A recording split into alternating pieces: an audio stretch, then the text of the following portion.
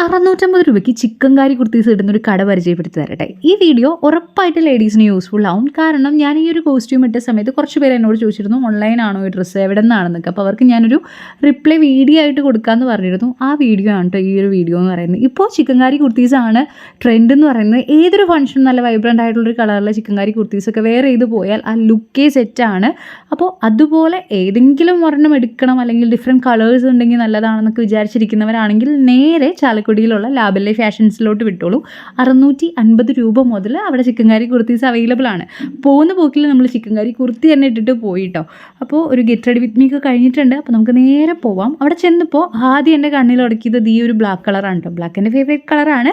ഇതൊക്കെ വേറെ ചെയ്ത് നോക്കിയെങ്കിലും എനിക്ക് ഏറ്റവും ഇഷ്ടപ്പെട്ടതാണെങ്കിൽ പോലും ഈ ഒരു കളർ അല്ലാട്ടോ ഞാൻ എടുത്തത്. ഞാൻ നേരത്തെ പറഞ്ഞ ഒരു 650യുടെ ടോപ്സ് ഇല്ലേ, അതാണ് ഈ കാണുന്ന കളേഴ്സൊക്കെ കേട്ടോ. കുറേ കളർ കോമ്പിനേഷൻസിൽ അവിടെ അവൈലബിൾ ആണ്. നിങ്ങൾക്ക് ഏത് എടുക്കണമെന്ന് ഉറപ്പായിട്ടും കൺഫ്യൂഷൻ ആവും.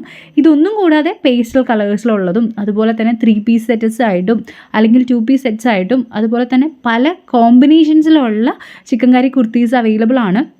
അപ്പോൾ ഇങ്ങനെ ചിക്കൻ കറി കുർത്തീസൊക്കെ എടുക്കണമെന്ന് താല്പര്യമുള്ളവർ ഒന്ന് മസ്റ്റായിട്ട് വിസിറ്റ് ചെയ്യേണ്ട ഒരു പ്ലേസ് ആണ് കേട്ടോ. അപ്പോൾ ഞാൻ അവിടെ ഉണ്ടായിരുന്ന ഒട്ടുമിക്ക ചിക്കൻ കറി കുർത്തീസും വെയർ ചെയ്ത് നോക്കി. എന്നിട്ട് അവസാനം ഒരെണ്ണത്തിൽ ഉറപ്പിച്ചിട്ടുണ്ട് കേട്ടോ. ഞാനൊരു നല്ല എനിക്കില്ലാത്തൊരു കളർ നോക്കിയിട്ടൊരു കളറാണ് ഞാൻ ചൂസ് ചെയ്തത്.